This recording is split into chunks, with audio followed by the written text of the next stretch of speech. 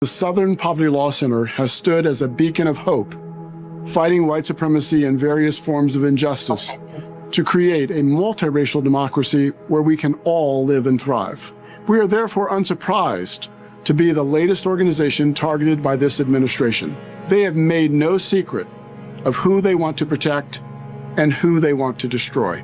For example, in October, FBI Director Kash Patel announced the Bureau would sever its ties with the SPLC. And in December, House Republicans held a hearing to accuse us of being partisan and profitable. The latest threat is the most serious: a criminal investigation and possible charges against the SPLC or some of our employees. Although we don't know all the details, the focus appears to be on the SPLC's prior use of paid confidential informants to gather credible intelligence on extremely violent groups. This use of informants was necessary because we are no stranger to threats of violence. In 1983, our offices were firebombed, and in the years since, there have been countless credible threats against our staff. For decades, we engaged in unprecedented litigation to dismantle the Klan and other hate groups. In light of that work, we sought to protect the safety of our staff and the public. We frequently shared what we learned from informants with local and federal law enforcement, including the FBI.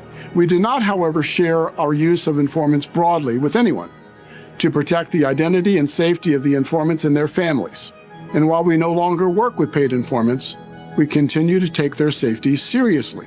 These individuals risked their lives to infiltrate and inform on the activities of our nation's most radical and violent extremist groups.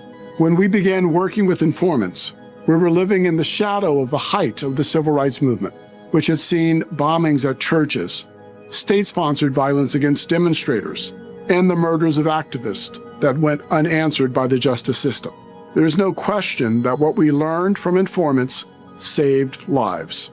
Today, the federal government has been weaponized to dismantle the rights of our nation's most vulnerable people, and any organization like ours that tries to stand in the breach. We stood in the vanguard then, and we stand in the vanguard today.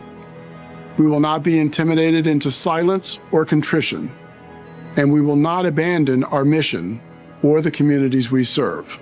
This moment in history finds Americans in a critical struggle between those who continue to pull and bend the arc of history toward justice and those who resist progress. We will vigorously defend ourselves, our staff, and our work. We will continue to fight hate, and we will continue to seek a safer and more just world. We trust that the many people and organizations who share our commitment to defending civil society will stand with us as together we fight injustice.